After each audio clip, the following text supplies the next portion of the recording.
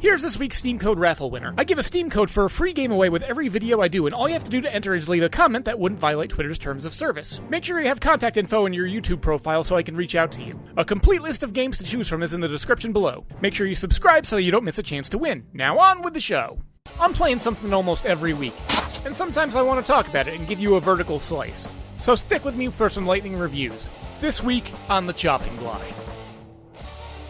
This week I've been reflecting on my playthrough of Return of the Obra Dinn. It was actually a while ago that I played it, but considering I'm also working on a larger video right now, I thought it would be a good time to bring that up and try and talk about it. That, and I'm looking for excuses trying to clear up clutter in old video files from my hard drive. Return of the Obra Dinn, which my speech-to-text consistently keeps interpreting as me saying overdone, is a game by Lucas Pope. A previous work of his that I played and thoroughly enjoyed was Papers, Please, a game using a relatively mundane position and task to tell a compelling narrative in a unique and absorbing way. A title where you played a paperwork processor at a border checkpoint to a totalitarian nation. Return of the Obra Dinn is also a game using a relatively mundane position and task to tell a compelling narrative in a unique and absorbing way. This time around, you play as an insurance adjuster in the area of exploration and sail-powered ships, and you set out to investigate a ship that has appeared in local waters that is mostly intact, but the entirety of the crew is presumed dead or missing. Your goal is to determine the fates of everyone that was on the ship during its voyage. To aid you in your task, you're given a pocket watch that, upon activation over the remains of a living creature, induces visions that can play audio surrounding approximately 20 seconds of, and can visually portray the exact freeze-frame moment of someone's death. Additionally, the watch can maintain the layout of bodies and remains that are revealed in visions in order to follow the trails of death and misfortune that play out on the ship. In Lucas Pope's tradition of portraying an interesting story and a unique visual flair,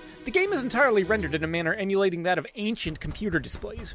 In fact, if you have a certain preference for a particular machine and are old enough to recall the way they rendered their graphics, you can even choose from the selection of display styles. If anything, this was a nice touch. Getting back to the story, again, your goal is to determine the fates of everyone on board, and the start of the game absorbed me right away. For the sake of not annoying anyone, I will be explicitly not saying any story spoilers beyond the first half hour of the game, although some of the footage might give away small tidbits. It starts off with the premise of assigning some of the easiest ones to determine. The captain dying of a self-inflicted gunshot wound while defending against himself against the remaining members of his crew. Even at the beginning, though, some deduction must be made. Rarely will you find real-world scenarios where an individual includes their name, profession, and means that they are about to die in their final words, barring perhaps scientists performing highly dangerous and unethical experiments upon themselves. And another thing about the game is that you can finish at most any time you please. My playthrough lasted a few hours, and by the end I was only thoroughly able to deduce about 2/3 of the placement of the individuals on the ship. With this in mind, I turned into the boat and returned to shore and was given a mediocre to bad ending. Part of a problem I came across was just my general unfamiliarity with the various positions and terminologies of old ship crews. I'd say I'm about as familiar with that stuff as the average American, which is to say I've seen some of the Pirates of the Caribbean movies, and I'm not certain being enthralled with the mannerisms of Johnny Depp is all that helpful. After a while, shortly before turning in the game for the mediocre ending, I briefly experimented with just attempting to fill in random listed characters with assorted slots of how they died and what their position was. But given all the options to that end, while it would theoretically be possible to find everyone's solution in that manner, it would take a fairly long time to do that considering a character's name, fate, and position only become locked in once everything is 100% accurate. If you're interested in playing Return of the Obra Dinn, I have two recommendations. First and foremost, avoid using a guide or any kind of assistance outside of the game until you absolutely feel you cannot determine any farther. The satisfaction I garnered for every character that I managed to figure out was palpable, and something that mechanical or Twitch reaction-based challenge simply can't replicate. Secondly is take your time. Return of the Obra Dinn is a game that wants you to not only flex your cerebral capabilities, but in spite of the low detail graphical style, the environments are well realized enough in their implementation, and the sound design is so thoughtfully realized that this is a game that wants you to play it slow. Use your brain. Figure things out. Hear the creaking of the ship and the water lapping against the outer wood paneling while you scrounge for every detail. That being said, if I had to make a direct comparison between the two games, I'd say I was more satisfied with Papers, Please.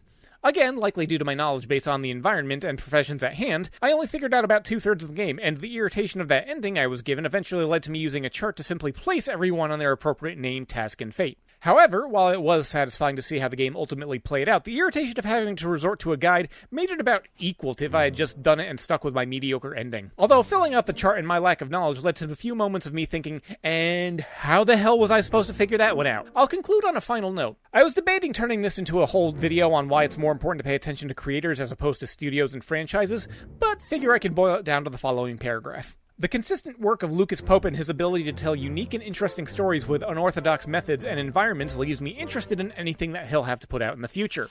This is why I also pay attention to individual creators elsewhere. Hideo Kojima, Shinji Mikami, Julian Gollop, Koji Igarashi, Ken Levine, and Tim Schafer. If you like a game, don't pay attention to the name of the franchise or the publisher studio who owns it. Find the name of the creative director behind the project, the visionary who led the project with their creative intention and view of what they wanted the final product to be. Rarely is a truly great game designed from committee. In the very least, figure out what you like and find the prevalent names behind them. I suppose that's a good point to end on, so if you'll excuse me, I'm gonna get back to scripting that larger video project I was talking about. Hey, look at that, it's the end of the video. Don't forget to subscribe, and remember that commenting can actually win you a free prize. So until next time, this is Gheeotine saying thanks for watching and keep your head on your shoulders.